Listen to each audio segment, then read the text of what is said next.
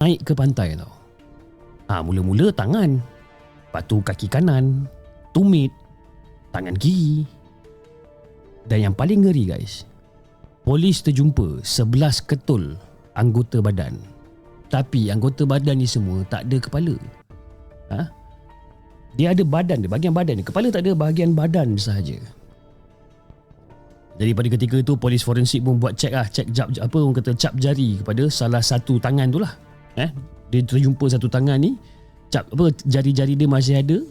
Dia pun buatlah cek pada cap jari tangan yang diorang jumpa ni.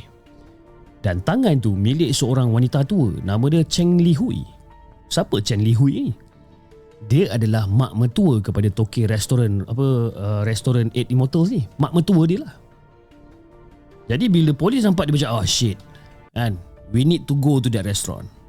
Dia cakap, okay, diorang pun kelang kabut lah pergi ke restoran tu. Jadi bila sampai je dekat restoran tu, diorang jumpa Huang Ziheng tengah sibuk masak dekat dapur.